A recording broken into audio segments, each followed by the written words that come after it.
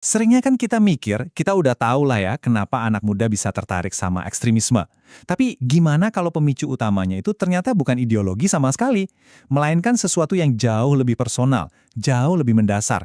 Yuk kita bongkar bareng-bareng. Oke, jadi pertanyaannya kan ini, kenapa sih seorang remaja yang harusnya lagi sibuk-sibuknya sama sekolah, teman, atau hobi, kok malah bisa kepincut sama ideologi-ideologi ekstrim?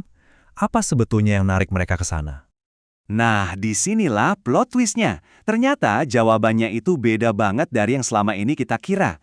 Bukan ideologi yang jadi pemicu utamanya. Ini bukan soal doktrin atau ajaran yang kuat, tapi soal sesuatu yang lain sama sekali. Kalau bukan ideologi, terus apa dong akar masalahnya? Nah, di bagian ini kita akan bedah lebih dalam lagi. Jadi, poin utamanya tuh ini, dan ini penting banget. Radikalisasi itu seringkali berawal dari perasaan. Perasaan nggak aman, nggak dianggap penting, atau nggak dihargai. Saat kebutuhan psikologis mendasar ini kosong, mereka jadi sangat rentan. Nah, ekstremisme itu datang bukan sebagai ideologi yang menarik, tapi sebagai sebuah tawaran solusi untuk mengisi kekosongan itu. Nah, ini ngebawa kita ke kebutuhan paling mendasar yang dicari setiap remaja, yaitu pencarian akan rasa aman. Psikolog John Bowlby juga negasin hal yang sama. Rasa aman itu bukan sekedar kemewahan atau keinginan. Buat remaja, itu adalah kebutuhan biologis dan psikologis yang fundamental banget untuk bisa berkembang dengan sehat. Gambar ini, wah, ini nunjukin masalahnya dengan jelas banget. Dari luar, seorang remaja mungkin kelihatannya baik-baik aja, normal.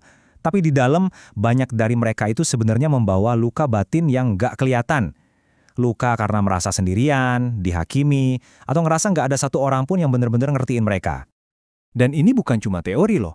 Peneliti terorisme, Mark Segeman, nemuin hal yang sama persis. Anak-anak muda ini sebetulnya nggak lagi nyari manifesto politik atau kitab suci yang baru.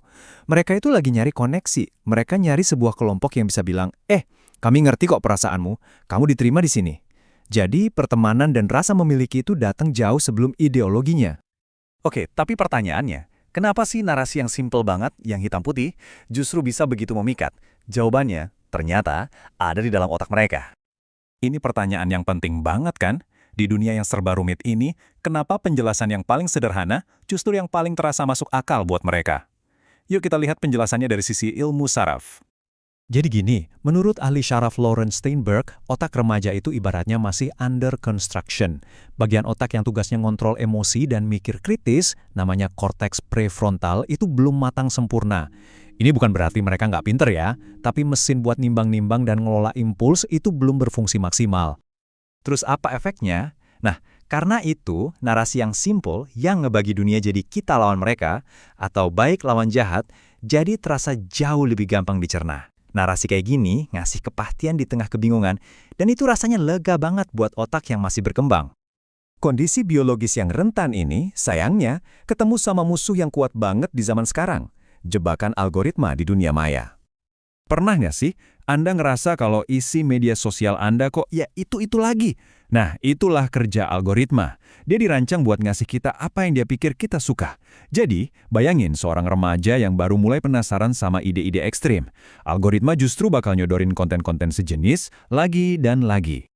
Fenomena ini punya nama echo chamber atau ruang gema, istilah dari Cass Sunstein. Di dalam ruang ini, pandangan si remaja divalidasi terus-menerus, sementara pandangan lain yang beda itu disaring, dihilangkan. Lama-kelamaan, sesuatu yang tadinya ekstrim mulai terasa wajar, bahkan jadi kayak kebenaran umum. Dan proses ini tuh nggak instan, nggak terjadi dalam semalam. Seringnya, ini melibatkan metode manipulasi yang licik yang kita kenal sebagai grooming. Dan yang paling bikin khawatir, ini sering terjadi di tempat-tempat yang dianggap aman sama remaja. Contohnya kayak di komunitas game online. Menurut Zora Arvina Sukabdi, prosesnya tuh rapi banget, ada tahapannya. Perekrut masuk ke komunitas online, bangun pertemanan lewat chat pribadi, terus mereka nunggu momen pas si anak ini curhat atau nunjukin kalau dia lagi rapuh. Nah, di saat itulah mereka masuk, nawarin pemahaman, baru deh pelan-pelan nyisipin ideologi mereka. Oke, setelah tahu semua ini, terus solusinya gimana dong? Nah, jawabannya itu bukan dengan melawan ideologinya secara langsung, tapi dengan memperbaiki ekosistem di sekitar si remaja itu sendiri. Tabel ini nunjukin pergeseran cara pikir yang kita butuhin banget.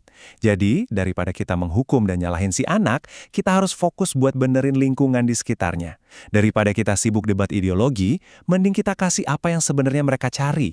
Rasa aman, penerimaan, dan komunitas yang sehat. Jadi, kesimpulan utamanya itu sebenarnya ini. Radikalisasi itu bukan masalah ideologi yang terlalu kuat, tapi lebih ke soal fondasi rasa aman yang terlalu lemah.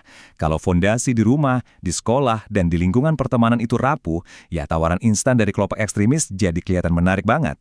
Jadi, mencegahnya itu berarti membangun kembali fondasi itu. Semua pembahasan ini pada akhirnya ninggalin kita dengan satu pertanyaan yang mendasar banget. Pertanyaan ini bukan lagi soal mereka para remaja, tapi soal kita.